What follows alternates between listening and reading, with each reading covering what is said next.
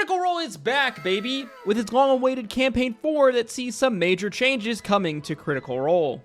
Hello everyone, I'm Finn. Welcome back to Finn Films. Join me today as we are breaking down everything that happened in the debut episode of Critical Role Campaign 4. Campaign 4, Episode 1, as we venture into the brand new world of Ahriman created by the new Critical Role Dungeon Master, Brandley Mulligan, as we are also introduced to our new casts of characters as the seeds begin to be sown for this brand new major chapter for Critical Role. Critical Role Campaign 4 Episode 1 begins in the fantasy city of Dol Makyr, a large, sprawling fantasy metropolis within the world of Ahriman. It is currently 70 years after the Shapers' War, a war that saw mortal kind rise up and strike down the gods of this world, killing them, changing the planet forever. This action has brought more conflict and change to the world of Ahriman, and magic as a whole, the practice of arcane magic being made a criminal offense in the city of Dol Makyr. As the loss of the gods has led to a power vacuum, which has seen more skirmishes for power and more wars between mortal kind over the last 70 years, one of the most recent of these wars being the Falconers' Rebellion, which took place several years before the events of Campaign 4. Episode 1 opens with a sort of prologue-type scene, the execution of the orc Thiazi Fang, a war hero of the Falconers' Rebellion turned rebel against the noble houses, a thorn in the side of the factions of power within Dol Makyr. In this prologue, we are introduced to two of our player characters, Luis Carrazzo's character Azune Nayar, the arcane marshal of the city, as well as Liam O'Brien's character Hallandel Fang, a bard who is the brother of Thiazi Fang. Azune, while working in the arcane marshal meant to keep arcane magic in check within the city, is also friends with Thiazi, as they both served together in the Falconers' War. We learn that Azune, along with Hallandel and several others of their associates, have made a plan to free Thiazi Fang and help him escape from his execution, as the entire city, from peasant to noble, is gathered to watch this execution. However, something has gone horribly wrong. Their plan was seemingly discovered and then foiled, as the noble family of Halavar demands his execution, the orc being hanged. We fast forward a day later in a district of the city known as the Rookery, a neighborhood of towers and sky bridges which centers around a great stage which functions as an academy for bards, the life work of Liam's character Hallandel Fang. We are in the Fang childhood household, as Hallandel is preparing a wake to honor his departed brother. We are introduced to two more of our player characters who arrive together for the wake, Abria's character Taisha Loy, a druid and member of a noble family, and the ex-wife of Liam's character Hallandel, the two of them having a daughter together. The second is Alex Ward's character Octus Taconis, a necromancer and young member of a noble household, as the group begin to discuss what went wrong in their plan to save Thiazi. Taisha introducing Octus to Hal as Azune arrives in a wagon carrying Thiazi's body. More guests begin to arrive to the funeral, the next being Travis's character, the paladin Teor Pridesire, a war veteran who has been out of the city for many years. The man had only recently arrived back in the city in time to learn of Thiazi's impending execution. Another carriage then arrives bearing the emblem of the noble house of Halavar, who are now known as the Candescent Creed, an influential noble family within the city who recently have made a stark shift, creating a branch of faith that worships the concept of light in the universe. Within the carriage is Sam's character, Wikander Halavar, the grandson of the matriarch of the Hallandar family, as well as the demon, Tyranny, Whitney Moore's character, an aspirant within the Creed who serves Wikander. Wikander is a young, spoiled, nervous wreck of a man, having never seen another person die before Thiazi's execution. He is also nervous of the reception that he will receive at the funeral, as his family were the ones who ordered Thiazi's death to the surprise of Wikander, who thought that she would spare Thiazi for the image for their family and the political capital they could gain. But he is here on a mission to return the treasured scimitar of the fallen warrior to his brother Hal. The two then enter the funeral where Wikander is taken to meet with Hal. The atmosphere is obviously tense as Wick's family again ordered the death of Thiazi. We learn that Wick had told Hal he was planning to argue for Thiazi to be spared, as it would grant his family great political capital, but his grandmother refused to listen to him. Downstairs, Azune and Octus agree to go and look for Thimble, Laura Bailey's character, a close friend and ally of Thiazi, who is supposed to have an important role in their rescue plan. as Izune, Octus, and Teor depart the home, heading to a nearby flophouse, where Thimble was working on an arcane glyph that was to be hidden on Thiazi's person. The group discover that fresh blood had been cleaned away from the house, as they head inside seeing more blood, the aftermath of a battle, as they find Thimble, the small fairy, bleeding out, near to death, as they barely manage to save her. We learn that many fae creatures are now stuck within this world, when years ago the doors to the realm of fairy closed behind them. Thimble tells them that she was attacked by a group of masked figures before she could deliver the glyph to Thiazi, these masked figures spewing many magical artifacts from the flophouse. They are then joined by Robbie Damon's character, the old rugged ranger, Cadigan. Cadigan also knowing Thiazi personally along with Teor and Izune. Cadigan invests the crime scene, discovering evidence that it was caused by the Crow Keepers, a thieves' guild within the city. They discover that every magical item has been stolen from this house, the most important being a small stone known as the Stone of Nightsong, that Thiazi and Thimble had stolen a few months prior on their last adventure. Back at the funeral, Talison's character, the warlock Belair Lethalia, arrives, also a friend and confidant of the Fang family. The elven man shocked that Thiazi was actually executed. Another carriage arrives shortly after this, bearing the emblem of the House of Royce. Inside is the Lady Aranessa, the distraught, estranged widow of Thiazi, as well as her childhood friend, Matt Mercer's character, the fighter rogue Sir Julian Davanos, a member of a lesser noble family and a young war hero, the man who also brought Thiazi Fang to heel years prior when the Orc led a rebellion against these noble households. Lickener and Tyranny leave the gathering after a hostile encounter with Thiazi's widow. Marisha's character, the dwarf wizard Murray Magnuson, arrives, noting that there are many arcanists present at the funeral of a man hanged for arcanism. Sir Julian then approaches Thiazi's corpse, spitting on it, saying it is a shame he couldn't watch the man die twice. Julian's presence creating a tense atmosphere, as Taisha confronts him outside the house. As night falls, another person appears, a tall female woman dressed in black, Ashley Johnson's character, the drow paladin Valus, a member of the Sisters of Salandri, a group who worship the fallen goddess of light. Valus confronts Hal, telling him that his brother was a thief, the man who stole an elven relic from her people known as the Stone of Nightsong, an elven relic created during the Shapers' War, which would ferry the souls of the immortal elves into the next life should they die. However, it was recently stolen by Thiazi and Thimble. Valus asking where the little one, aka Thimble, is, who she knows was with Thiazi when the stone was stolen. Upstairs, as the name Thimble is spoken, suddenly a silver box that Taisha brought with her to the funeral flings open, revealing a black ceramic that shatters, reforming into the shape of a mask, similar to the one worn by Belair, as Critical Role Campaign 4 Episode 1 comes to an end.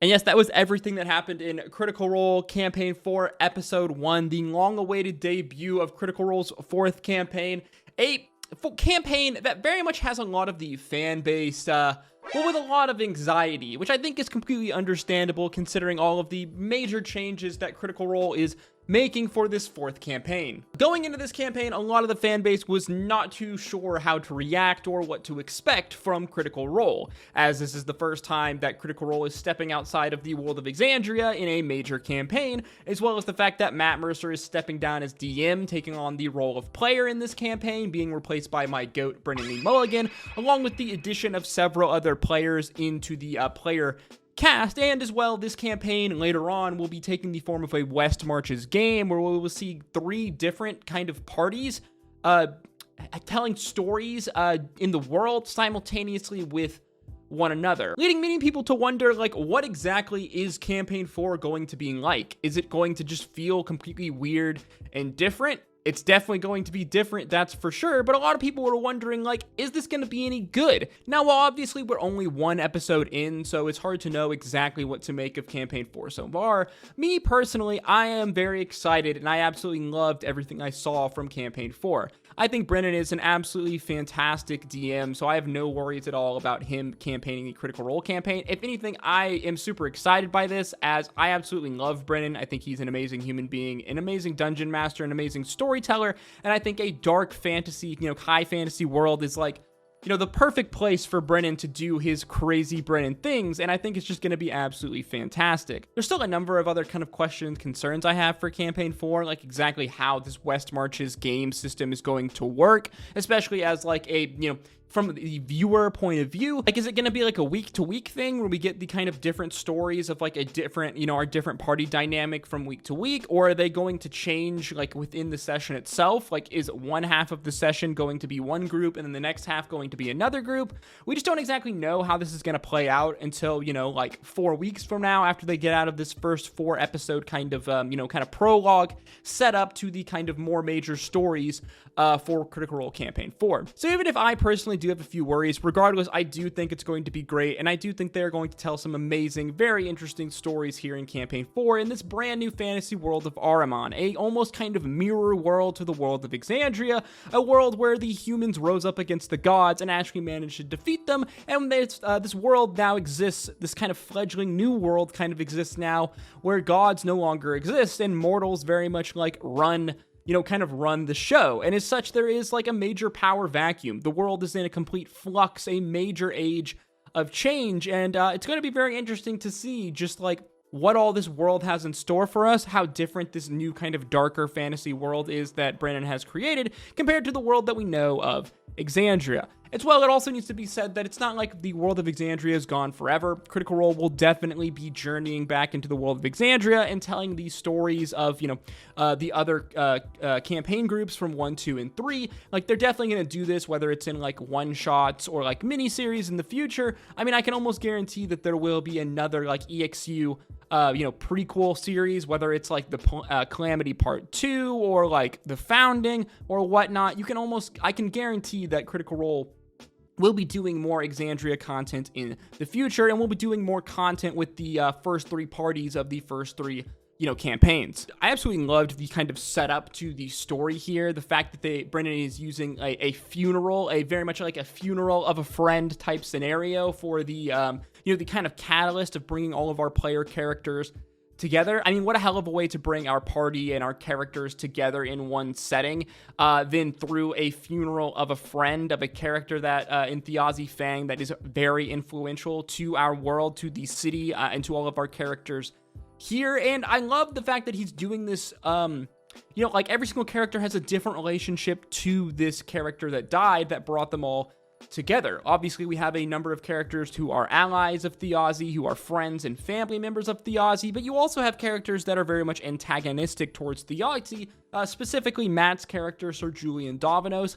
I love the fact that Matt is willing to play a more antagonistic character that has a much more antagonistic kind of bend, and we've already seen very interesting kind of conflict roleplay scenarios being set up, which I think is just going to lead to a really fun, interesting character dynamic in the future with whatever party and other characters that Matt ends up being, connected with in, his group of this West Marches game. I have to say I'm already in love with basically all of the players' characters that they have created, whether it's their, their art aesthetic style or just their personalities. I think it's going to be a very interesting game filled with some very interesting characters. And again, I think that this game in the world so far is very much lends itself to kind of, I think, what Critical Role does best, which is serious storytelling, still keeping that fun, very much like, playful interactions and chemistry of like, this is just a group of friends playing D&D at home, but still telling very serious, epic, big stories, dark fantasy stories,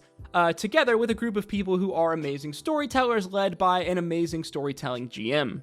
I'm absolutely fascinated by this new fantasy world and all of the new lore that we are going to get kind of trickled down over, through the next sets of episodes. This is really a great time to be like a new Critical Role fan, because like you don't need any other prior knowledge of like this world to get into this game. I think it's great for like reoccurring Critical Role fans or like brand new Critical Role fans to really get into the series, as again, you don't need any base level like starting knowledge.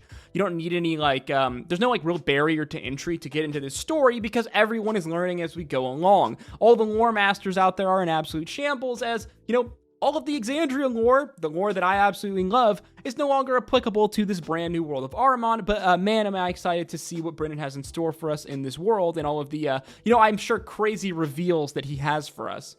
I will say, though, that one of the things that I think I am maybe most worried about with this eventual West Marches game and the splitting up of our cast members? Well, I guess two things. One is part of me wonders and semi-worries that the chemistry of the groups, may not be equal. Like, I can imagine a group with, like, Taliesin, Travis, Liam, and Sam being, I guess, just having much more better, more entertaining chemistry than, like, one of the other groups. So I'm very curious to see how they're going to split up these groups in the West Marches games. And also, I wonder, like, if, it could be completely possible that, like, one of the 3 West Marches games just isn't as interesting as the other 2, and you could very much see, like, a drop in viewership whenever that specific, like, group is on screen.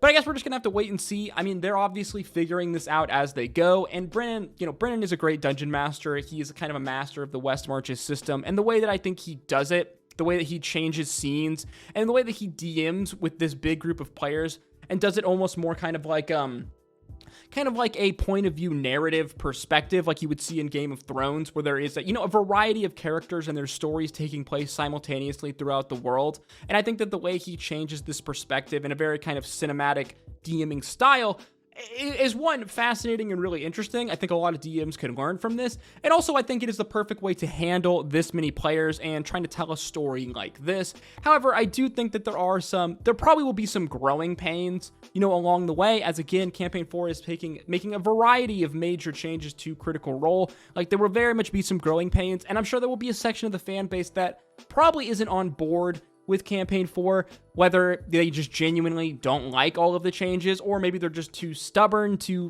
get used to the fact that, look, man, there are changes in life. It is a part of life. The Critical Role team wants to do something new and different. They know that not everyone is going to like this. They know that people are naturally going to be a little bit kind of prickly when it comes to this change. I mean, if you watched the live broadcast Thursday night, there is a reason why Critical Role turned the chat off into emote only mode, because they obviously didn't want to deal with, many people, I'm sure, having questions, or probably just people having negative opinions. Again, I think that it's perfectly understandable and fine why some people in the fan base would be upset about Critical Role making all of these changes. I'm super sympathetic to that. While I would probably disagree with you in terms of, like, I think that this campaign is going to be really good and really fun, and I'm actually looking forward to the changes, I totally get why people are upset, and I think that those feelings are valid. My only hope is that people will actually give Campaign 4 a chance. The people who do have negative feelings actually genuinely give it a chance to, show us, because I think that this campaign is going to be great. It's going to be vastly different from everything we've seen so far over the last 10 years, but I do think that it's going to be really good. Irregardless, I think that both things can be true. Things can be different. Things can be, very different and not as good in some elements as, the first 3 campaigns, but also be better than the first 3 campaigns in other elements. Such is the way of change. At the end of the day, though, guys, like all of my videos, these are just my thoughts and opinions, so let me know yours in the comment section down below. What did you think of the debut of Critical Role Campaign 4? Do you have any worries about Campaign 4? Let me know in the comment section. If you did like this video, guys, then why don't you check out some of my other D&D and Critical Role content, which I will put on screen now. For example, like my Critical Role Campaigns in a Nutshell series, where I have done extensive videos over campaigns 1 and 2, basically speed running the entire plots of this campaign down into around an hour-long video each. If you did enjoy this video, guys, please make sure you like, comment, and subscribe, as that is the easiest way to support me, and it really does go a long way in putting this video into the algorithm. As always, thank you again for watching. I hope to see you in the next one. Stay safe out there. Until next time, peace, love.